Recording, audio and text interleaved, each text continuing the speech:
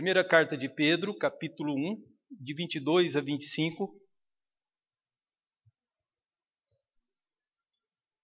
Assim diz a palavra de Deus. Tendo purificado a vossa alma pela vossa obediência à verdade, tendo em vista o amor fraternal não fingido, amai-vos de coração uns aos outros ardentemente, pois fostes regenerados, não de semente corruptível, mas de incorruptível, mediante a palavra de Deus, a qual vive e é permanente. Pois toda a carne é como a erva, e toda a sua glória como a flor da erva. Seca-se a erva e cai-lhe a sua flor. A palavra do Senhor, porém, permanece para sempre. Ora, esta é a palavra que vos foi evangelizada. Vamos orar a Deus? Senhor, pedimos a iluminação do Senhor em nome de Jesus, que o Senhor nos ilumine, para que entendamos, Senhor Deus, a mensagem da Tua palavra da forma que Tu queres. Não meramente entendendo intelectualmente, mas que o nosso coração se abra, para que o Senhor promova uma transformação em nós.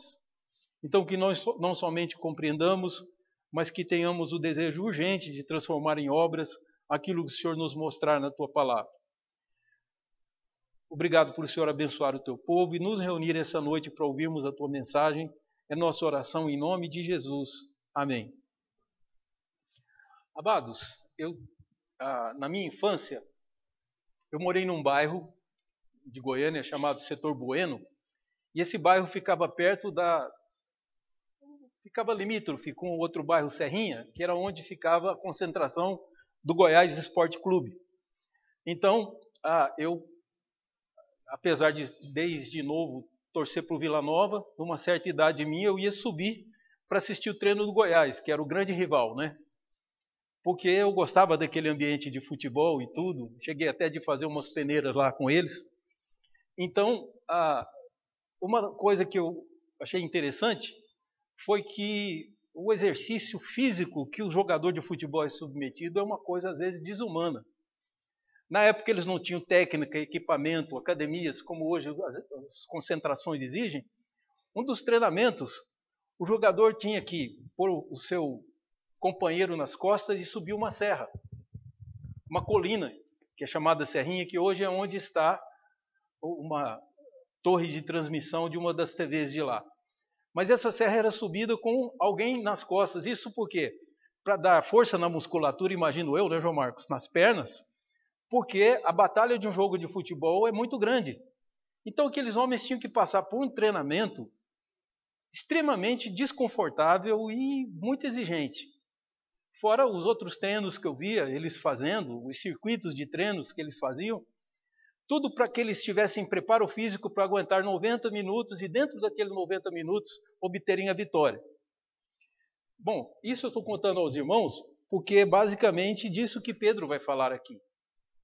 O que Pedro vai mostrar para nós é o caminho que você tem para conseguir amar alguém. Essa também é uma tarefa difícil para um ser humano egoísta e treinado no egoísmo como nós fomos. Agora é preciso purificar nossa mente e nosso coração de tal forma, com o treinamento, que aí nós vamos estar prontos. A ideia básica de Pedro aqui, ele fala nessa epístola inteira, a preocupação dele, que para que a igreja cumprisse a missão, a igreja precisava saber quem era e passar por um treinamento. Basicamente é isso. Precisávamos saber quem era. Eu acho que pensando aqui, talvez, o Renato possa me ajudar nisso, o treinamento que se faz na polícia militar para a pessoa poder exercer a função é um treinamento muito rigoroso, porque a segurança da cidade depende. Então eu imagino que desde o preparo físico até a atenção, por ter um filho que é policial militar, eu sei que em momento nenhum ele relaxa. Quando entra no restaurante, ele já olhou todas as entradas e saídas, não é assim, Renato? Já olhou os elementos todos que estão ali para saber se tem alguém suspeito e perigoso. Tem que estar sempre alerta. E é por isso que muitos deles se aposentam cedo, ou têm estresse, ou têm depressão, e alguns chegam até a suicidar, porque, atenção, eles vivem o tempo todo. Basicamente, a igreja não vive uma situação diferente, porque a igreja também tem uma missão difícil e uma grande batalha. E uma coisa que você deve ter ouvido sua vida inteira, eu pelo menos ouvi a minha vida inteira, foi falar sobre amor. As músicas, acho que 90%, 95%, talvez até 98% falam de amor. Algumas até chegam de dizer que tudo o que você precisa é amor. Que tendo amor está tudo resolvido.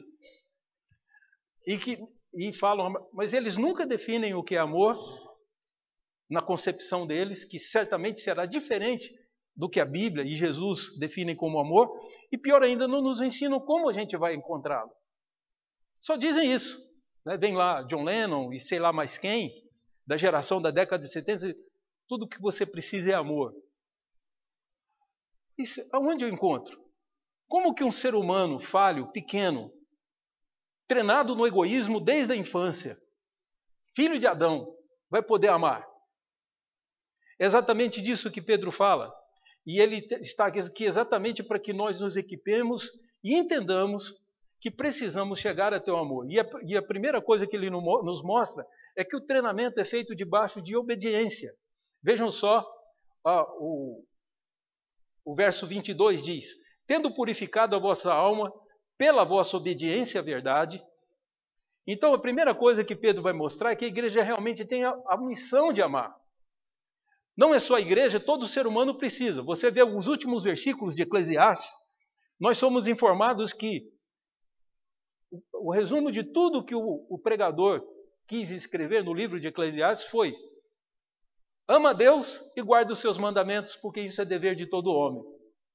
Jesus, no cristianismo, não amenizou. Ele disse, os 2 maiores mandamentos são: ama a Deus de todo o teu coração, toda a tua alma, todo o teu entendimento. E o segundo mandamento, que também é o primeiro, só que ia dirigido ao homem: eu devo amar o meu próximo, o meu vizinho, como eu amo a mim mesmo. E a Deus muito mais do que a mim mesmo. Então, Jesus também concorda. Na verdade, esses autores modernos que vêm falando de amor, publicando livros, produzindo filmes que falam de amor e tal, estão, no fundo, não querem reconhecer, mas o autor, o transformador foi Jesus. E antes de Jesus foi Moisés. Moisés escreveu que amássemos o próximo, e em Deuteronômio 5 nos diz para amar a Deus de toda a nossa força, toda a nossa alma e todo o entendimento. É isso que a lei quer mostrar. Que amando, vamos cumprir os mandamentos com muita tranquilidade, quase que automaticamente, porque o amor é o maior deles. Essa é a grande barreira que nós precisamos enfrentar, que é a nossa dificuldade de amar. Então, tanto Jesus no cristianismo como o judaísmo, né, um dos mais proeminentes pensadores judaicos, o Rabino Hillel, você talvez não tenha ouvido falar dele, mas ele é avô de Gamaliel, que é aquele que treinou Paulo em Atos dos Apóstolos. Por isso Gamaliel era uma autoridade importante, porque era neto do grande Rabino Hillel. Desde o Rabino Hillel, há um costume judaico de dizer que o mandamento que se sobressai sobre todos e que nos leva a cumprir todos os outros é amar a Deus e amar o próximo. O resto é só explicação. Explicação e motivação. Então, o cristianismo sempre concordou com isso, só que almas impuras, como as nossas, não estão prontas para amar. Você vai ver isso lendo a Bíblia, a dificuldade que as pessoas têm de seguir o que Jesus ensina, ainda que o que ele ensine é fundamental e simples. Não há complicação. Nós criamos as complicações para justificar não obedecermos algo que é muito simples, muito claro e muito direto. E é exatamente nessa direção que Pedro caminha, dizendo que uma alma purificada, essa está pronta para amar. Mas como é que uma alma pode ser purificada? Uma alma pura pode amar com pureza, com sinceridade. Como que isso pode acontecer? Ele diz que ela precisa primeiro ser treinada na obediência. Eu falei agora mesmo aqui sobre o Renato. O militarismo depende da obediência, não é isso, Renato? Quando o professor passa um exercício, os alunos têm que praticar aquele exercício, porque senão vão ter que enganá-lo e não estarão prontos para o dia da prova, não é isso? Então é evidente que a obediência está na essência de tudo, mas uma coisa que nós humanos não queremos é nos submeter. Nós somos orgulhosos demais para nos submeter a um semelhante. Ele é igual a mim, por que eu tenho que obedecê-lo? Isso está na nossa essência. Por isso, quando nós aprendemos a obedecer e a servir os irmãos, aprendemos a obedecer Deus e sua palavra, porque aqui diz obediência à verdade, graças a Deus por isso. Aqui se dissesse obediência à Bíblia, muitos diriam, eu faço isso. Como o jovem rico disse, cumpro isso desde a minha infância. Nós também diríamos, a Bíblia eu respeito. Só que aqui ele não disse a Bíblia, ele disse obedecer à verdade. Porque isso é mais sério. Aí fica difícil. Quando Jesus disse, então vende tudo o que você tem, dá aos pobres, depois me segue. O jovem rico foi embora triste. Porque ele dizia que ele cumpria as Escrituras. Mas na hora que foi para cumprir mesmo, ele não obedeceu. A obediência é um treinamento na nossa alma que vai nos purificando. Nós vamos entendendo que os outros são importantes. Porque uma coisa da sociedade moderna é dizer que o outro não tem importância, que importa é você. Então é evidente que nós temos que ser treinados para nos purificar desse ensinamento errado, dessa ilusão, que o outro não tem importância e que eu tenho. Quem atribui importância aos seres é Deus. No fundo é isso. Eu achei interessante um dia uma discussão que havia entre duas pessoas que faziam uma discussão sobre criacionismo e evolucionismo. Aí um dos interlocutores falou assim, a ciência pode fazer isso, mostrar a origem, como que as coisas acontecem, os mecanismos. Mas a ciência não pode dizer o valor das coisas. Dentro da ciência, eu posso descobrir, aliás, da ciência sociológica, por que um determinado fulano é funcionário e o outro é patrão. Mas a ciência não tem como nos mostrar quem é mais importante, o patrão ou o funcionário. Isso ela não mostra. Porque quem atribui importância ao ser humano, isso é uma coisa que vem de Deus.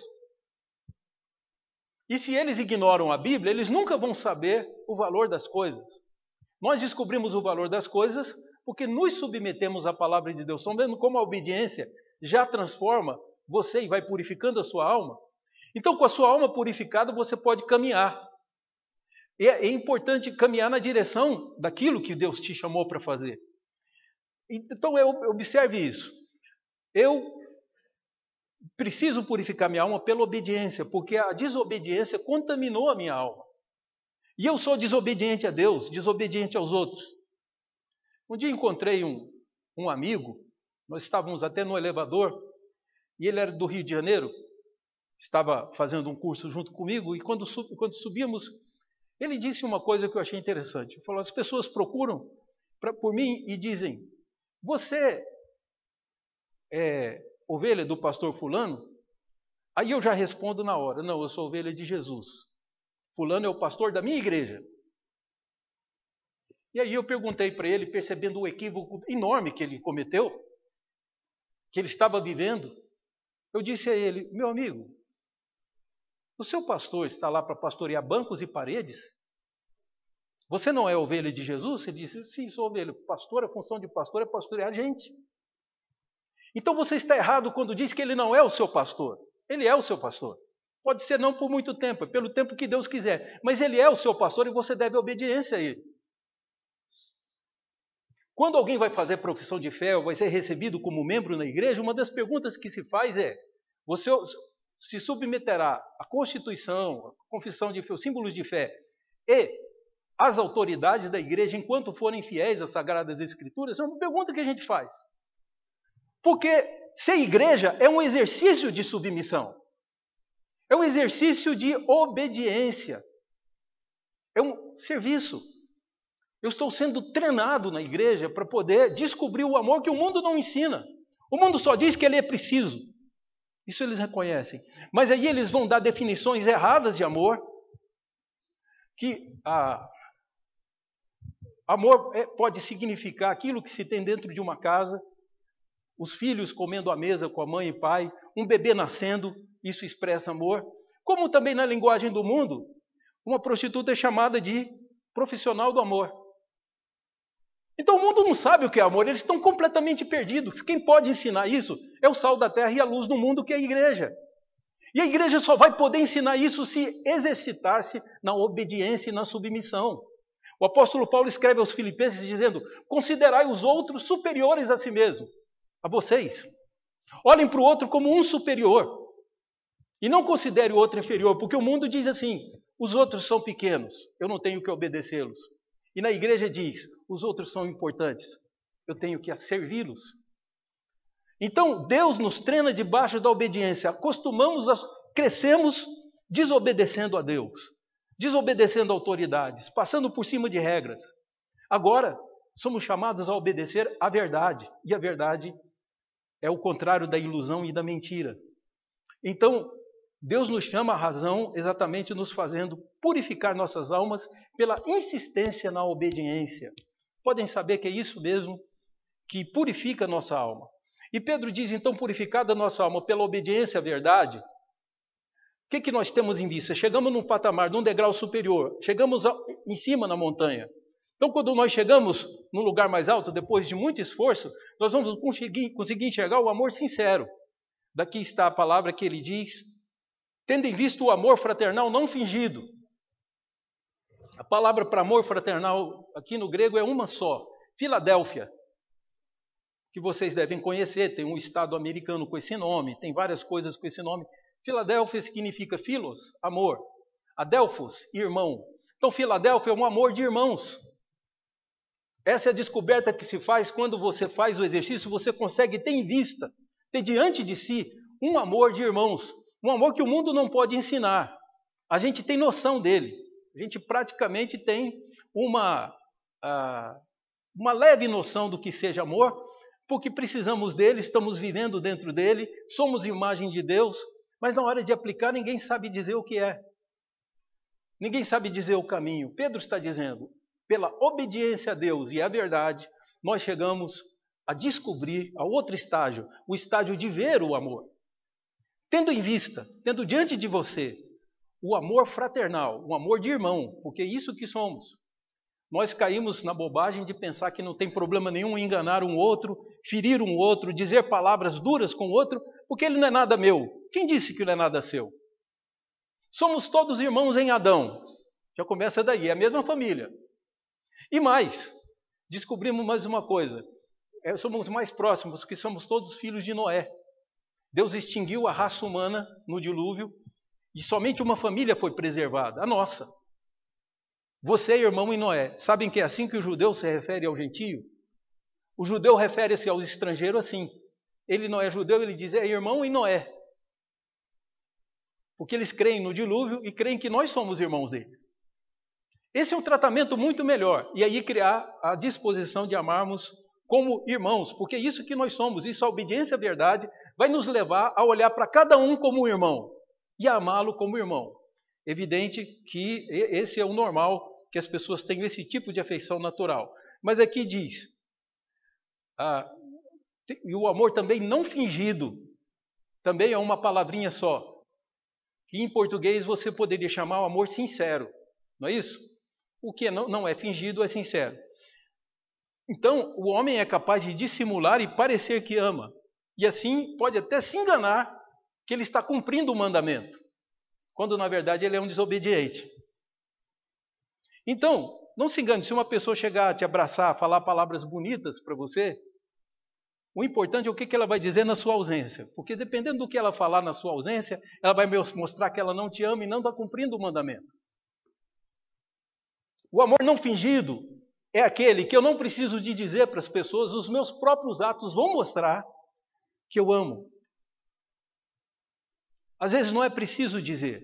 Eu me lembro de um pregador que disse, eu preciso às vezes de meia hora para explicar para a igreja o que é amor antes de entrar na mensagem, porque ninguém sabe o que é.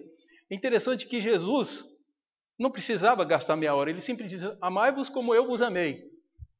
Por quê? Porque Jesus era o próprio amor de Deus entre nós. Então quando Jesus andava, fazia, falava, tudo que ele falava era encharcado de amor, de tal forma que os discípulos não precisavam de uma descrição técnica, etimológica, seja lá o que mais for, semântica, do que era amor. Bastava que Jesus dissesse, amem como eu amo vocês. Pronto, acabou. A aula está dada. Foram 3 anos andando com Jesus Essas palavras são ditas no fim do ministério de Jesus.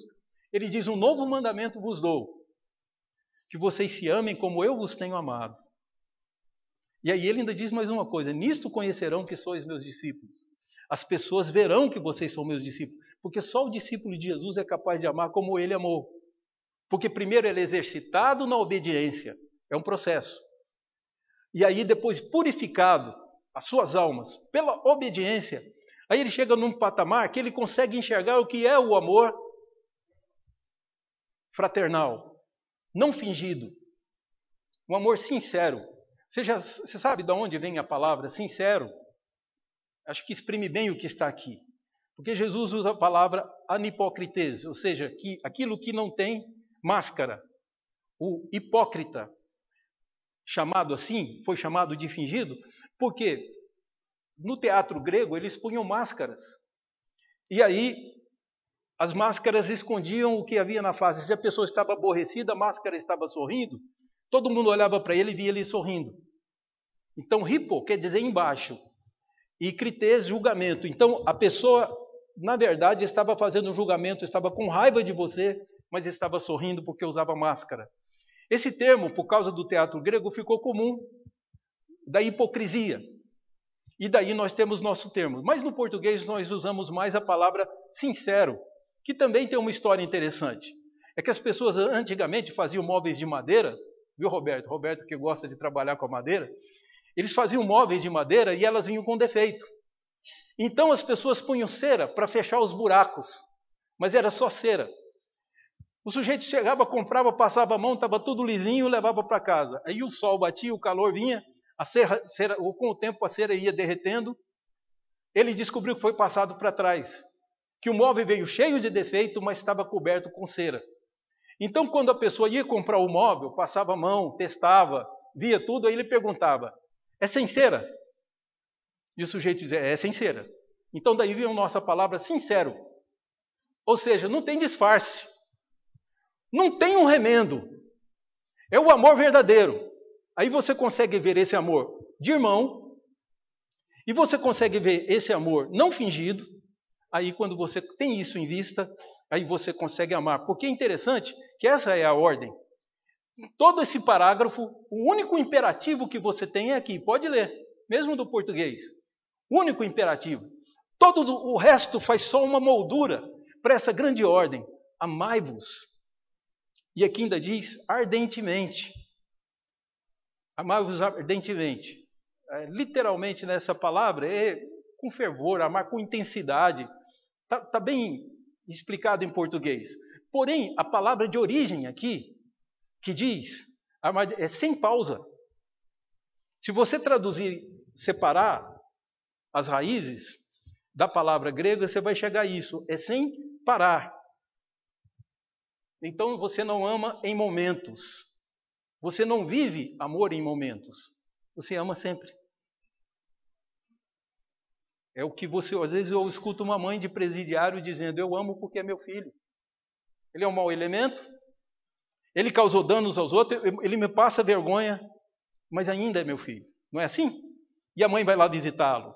E quem ama vai lá visitar. Exatamente por essa razão, queridos. O amor não fingido, ele é assim, ele é constante. Então, a ideia é amar intensamente e sem parar, e que ele diz, o apóstolo Paulo, é a única ordem que ele nos dá aqui, ardentemente ou intensamente, sem parar. Só que nós estamos diante de nós, por que nós não amávamos assim? Se é tão natural.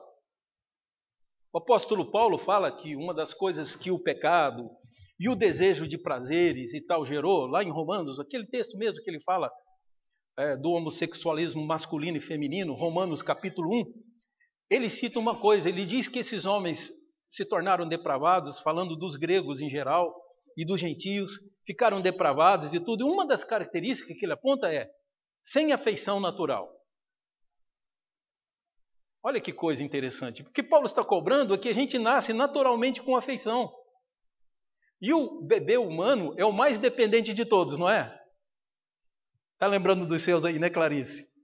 Tão dependentes para comer. Eles andam só lá pelo 1 ano de idade, ou mais, um pouco mais. Hã? Ou 9 meses. Tem uns apressadinhos, né? O meu mais velho também andou com 9. Então, mas eles precisam ser cobertos. Se precisam ir no lugar, a gente os leva. Carrega o seu peso.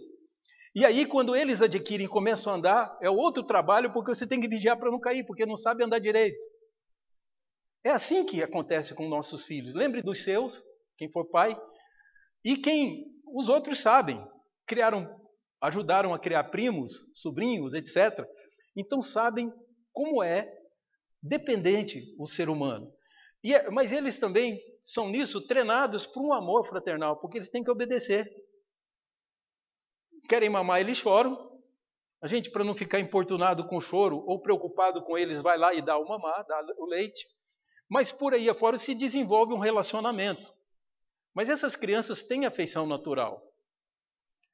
E Jesus disse que temos que nos tornar como elas, se quisermos entrar no reino dos céus.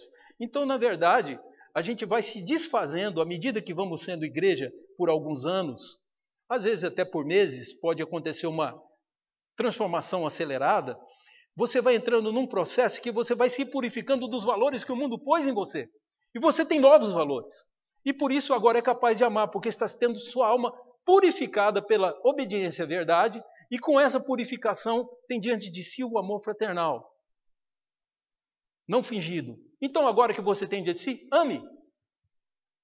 Ame fervorosamente. É a única ordem que Pedro dá nesse parágrafo, porque todas as outras vão decorrer dessa. Ele vai dizer mais coisas, essa epístola inteira é sempre trabalhando a ideia de igreja. Quem é a igreja e qual é a sua missão? É muito em torno disso que Pedro corre, para que tenhamos ideia da sublimidade, da grandiosidade de sermos o que somos, daquilo que Deus nos colocou e o papel que Ele nos deu, a nossa missão. Porém, ele diz, para isso é preciso amar. Sem esse amor sincero, você finge que está cumprindo a vontade de Deus e não está. Porque o mandamento é esse. É mais ou menos chegar no juízo final. Senhor, eu distribuí dinheiro, eu distribuí casas, eu fiz isso, fiz aquilo, tal. Mas você amou. Ele vai dizer para Deus, bom, eu não sei direito o que é amar. Eu falei, então você não cumpriu. Porque o amor leva a fazer essas coisas sim. Leva você a abrir mão de muitas coisas que você julga importante, porque você ama, a outra pessoa é mais importante que você abre mão, às vezes de bens, às vezes de coisas, às vezes de prestígio, você abre mão de glórias, porém, tudo isso é feito debaixo do amor. Por isso você não sente um grande preletor internacional da Visão Mundial, que é uma organização que fazia obras sociais no mundo. Um dos preletores, o preletor principal na época que eu conheci, era um indiano chamado Samuel Kamalesan. E ele conta que na Índia saiu de moda, ficou uma coisa antiquada, os brincos grandes. E aí os parentes da noiva dele estavam incomodados, porque ela ia para todo lado com os brincos grandes, só que eles saíram de moda na Índia. Vocês se veem pelos filmes tudo que a mulher indiana é muito vaidosa. Ela gosta de andar bonita. Então, com os brincos grandes, e ela não estava nem ligando. E aí, um dia, os parentes reuniram e falaram com ele. Falei, Samuel, conversa com ela e disse que você prefere os brincos pequenos. E ele falou, como que eu vou me dispor com a família lá? Eles dependem da família para casar. Ele queria casar com ela. Se ele desobedecesse a família, os parentes, ele ia ter problemas. Então, o lado mais fraco da corda era a noiva. Ele foi falar com a sua noiva e disse para ela, meu bem, você não acha que você ia ficar mais bonita com os brincos pequenos? E a noiva disse, certamente entendeu que era uma mulher inteligente, ela disse o seguinte, Samuel, eu sei, eu não uso brincos pequenos porque eu sei que eles vão passar, a moda passa. E vai voltar a moda dos brincos grandes e aí eu já estou usando, já fico com elas. Mas se é tão importante para você, ela tirou os brincos, pôs na mão dele e disse, pode ficar com eles. E ele ficou tão envergonhado, e ele disse na pregação o seguinte, agora já um avô, Samuel Kamalesan disse, sabem por quê, irmãos? Porque as demandas do amor não doem, elas não pesam. Quando é o amor que está te dizendo faça, você faz sem sentir. É por isso que a gente se dá tanto pelos filhos, né, Thaís? Porque a gente ama. Nós anulamos a nós mesmos para que eles sejam felizes, cresçam e tenham uma vida saudável, não é isso? Isso é amor. Então a gente tem mais ou menos noção que é amor, a gente só não está treinado nele. E a igreja veio para treinar. A igreja põe você ao lado de uma pessoa muito difícil e você serve ela.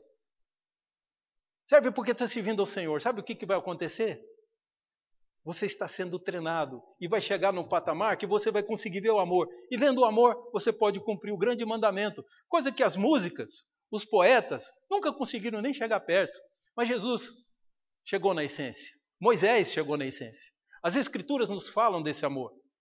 Então é exatamente nessa linha que a gente caminha para poder entender que ele diz aqui que nós encontramos então os grandes.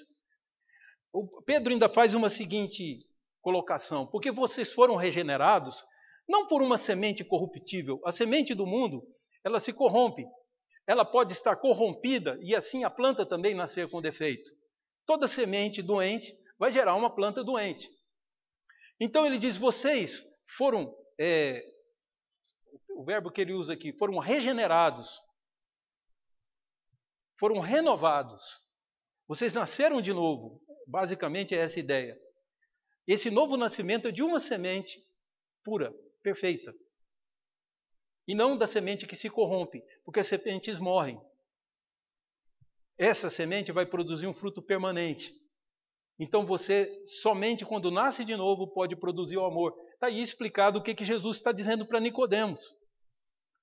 Nicodemos chega lá para ele visitar de noite, bem sei que tu és um mestre, vindo da parte de Deus, porque ninguém faria as coisas que tu fazes se Deus não estiver com ele. Tudo certo, nada errado no discurso de Nicodemos. Mas havia uma coisa errada com o Nicodemos. Jesus disse, se você não nascer de novo, você não vai ver o reino dos céus. E começa a explicar para ele sobre isso, porque ele, mestre em Israel, não sabia o que era esse nascer de novo. E aí os nossos teólogos nos ajudam dizendo que é a regeneração, que o Espírito Santo opera dentro de você, e você se torna capaz de amar, porque ele começa a te trabalhar isso. Não só, você fica primeiramente apto a crer, e depois, no processo de santificação, vai aprendendo a amar as pessoas. E isso serve para tudo, queridos. Qual que é a grande razão das intrigas, das brigas e dos divórcios dos matrimônios, das famílias que se desfazem? É o não exercício do amor e da obediência. As pessoas têm dificuldade, o marido tem mandamentos que Deus lhe deu, e ele não obedece, ele ignora. Ele casa para ser feliz. Aí você tem ao lado a esposa também, que tem uma ordem bíblica de se submeter a ele, mas submeter é coisa que ela não vai fazer, ainda mais a mulher do século 21. Isso é coisa de evangélico do século passado, porque nós somos modernos. As heroínas dos filmes, pode ver, são mulheres. As heroínas das propagandas são mulheres. Então nós mulheres vamos nos descobrir. Vocês homens se virem com as crianças. É uma coisa interessante que o nosso século está mostrando, é que na verdade o mundo não sabe para onde ir. Então vai aonde alguém sussurra. O problema é que esse que sussurra nos odeia e quer nos matar, quer destruir nossas famílias. É isso que está acontecendo, os lares estão implodindo, porque muitos não têm igreja, não oram. Outros oram e têm igreja, mas a sua concepção está completamente errada. Não é Bíblia nem Evangelho que eles obedecem. Então uma boa igreja é aquela que prega a palavra de Deus. E daí nós temos a ideia de que a semente que nos foi semeada com a palavra de Deus, que vive e é permanente, ela é incorruptível. Essa é a boa semente que precisa ser plantada na nossa mente. E qual o grande obstáculo para que façamos como está aqui? Então você vê aqui, Pedro faz uma citação do profeta Isaías. No texto de Isaías 40 está essa mensagem, que Tiago também cita. O Tiago, irmão de Jesus, escreve uma epístola na qual ele cita esse mesmo versículo. E Pedro diz, toda carne, verso 24, se você quiser acompanhar, toda carne é como a erva, e toda a sua glória como a flor da erva. Seca-se a erva e cai a sua flor. A palavra do Senhor, porém, permanece para sempre. Então, o que Pedro está mostrando sobre a semente corruptível é isso.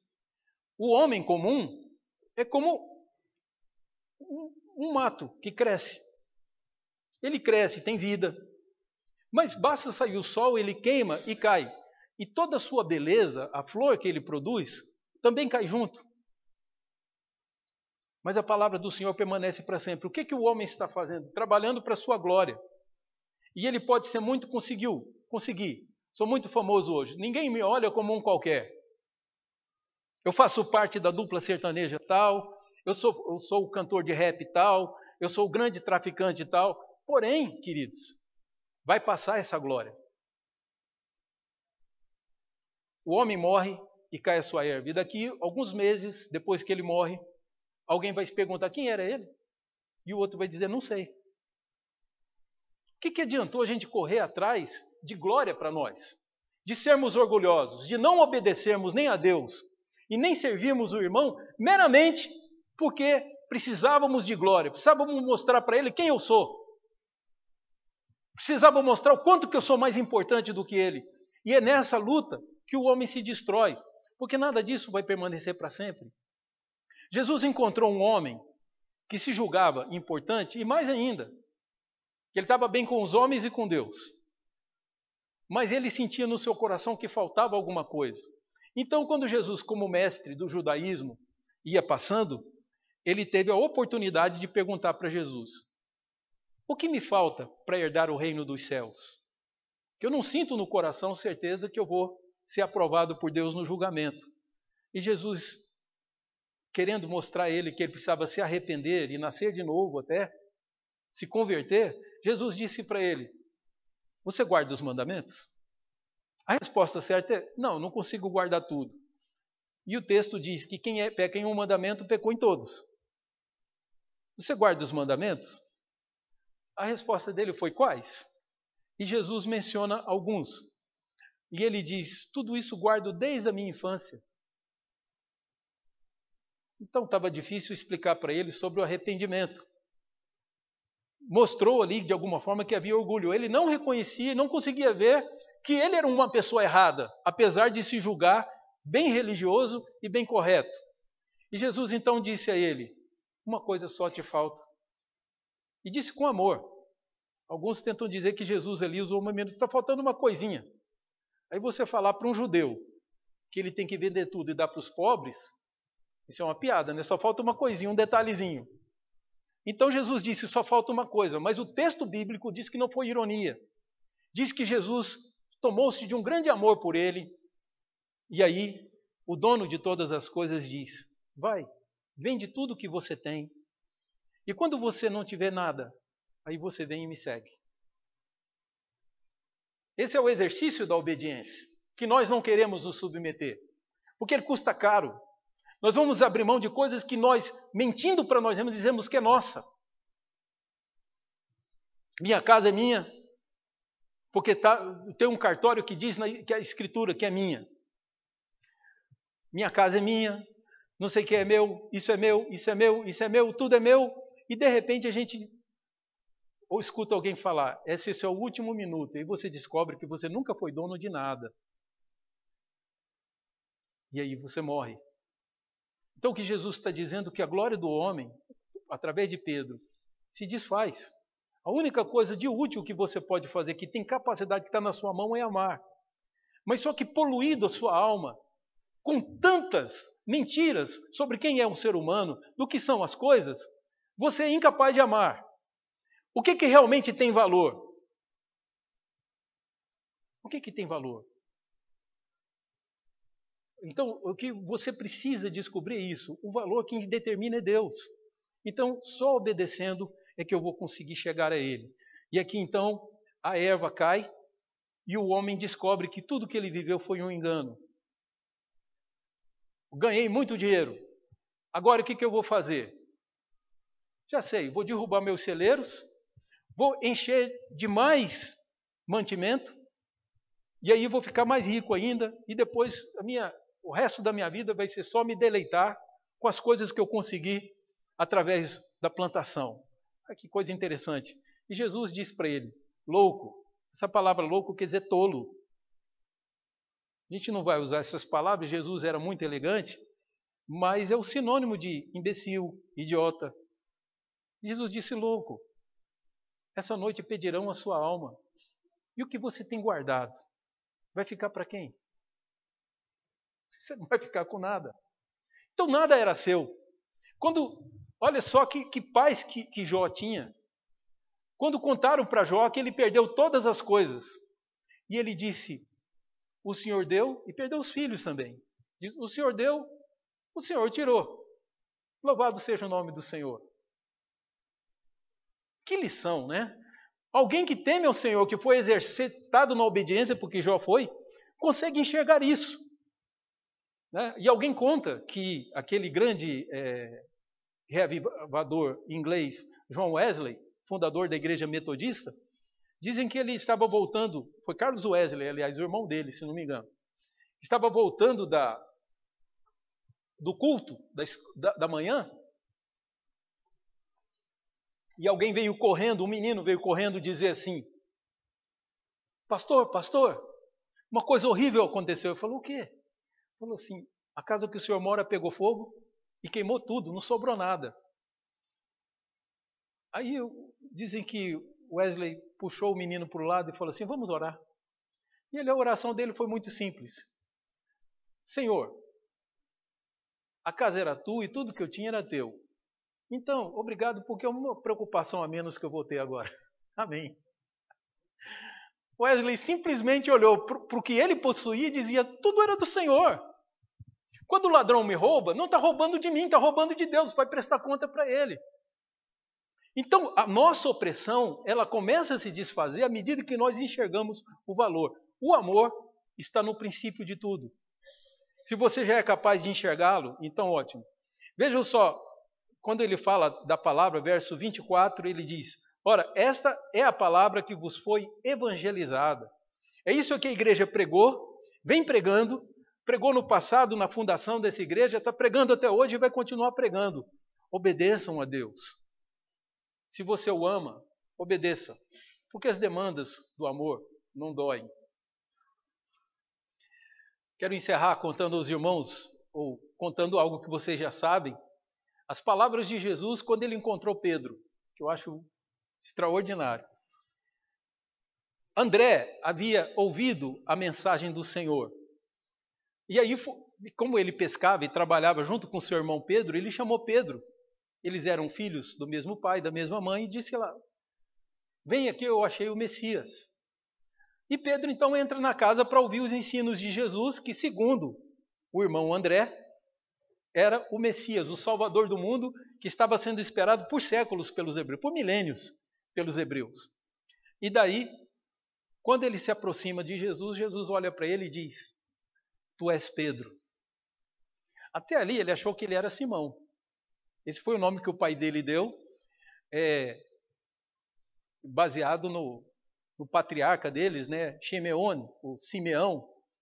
E aí ele diz: tu és Simão. Não, Jesus disse: tu és Pedro. E quem é que conhece Simão? Simão tem muitos no mundo. Mas quando você diz Pedro, você sabe que esse homem é esse aqui. Você sabe o que isso significa? No mundo as pessoas saem por aí, deixam casamentos, deixam filhos, deixam não sei o quê, porque eu preciso me descobrir. Pois você só vai descobrir quem você é quando você encontrar Jesus. Aí você se encontra. Aquele homem achava que ele era Simão, mas a história o conhece como Pedro, porque foi esse o nome que o Senhor Jesus deu a ele. E da mesma sorte, queridos, você acha que sabe o que é. Quando a gente vai exercer uma profissão, a gente acha que o que eu vou ser tem que ser resultado da minha escolha. Não é bem assim, porque nós chamamos isso de vocação, não é?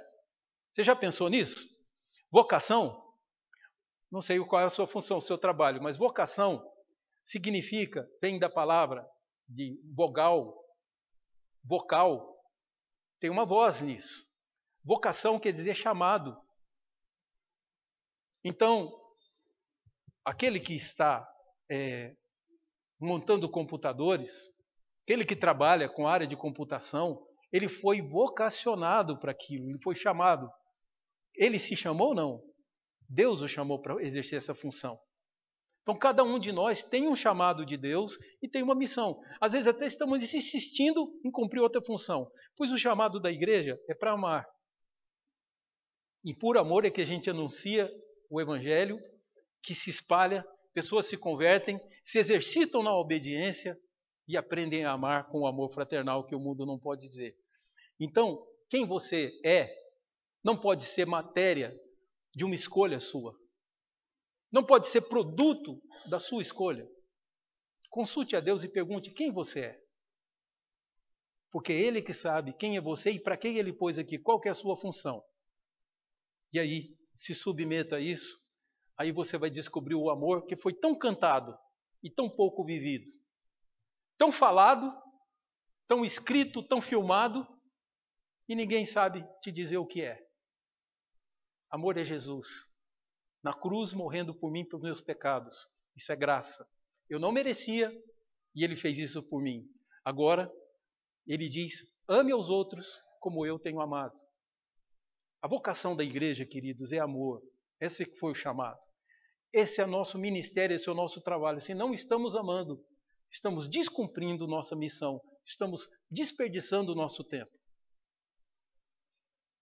Então, vamos nos exercitar no amor, que eu tenho certeza que chegaremos na obediência e chegaremos a esse patamar de conseguir ver o que é o amor não fingido, o amor sincero. E assim, com toda certeza, abraçaremos esse amor e viveremos intensamente, sendo até capaz que, por Deus, abrir mão de tudo que Ele nos deu, porque tudo é dele. Amém, queridos?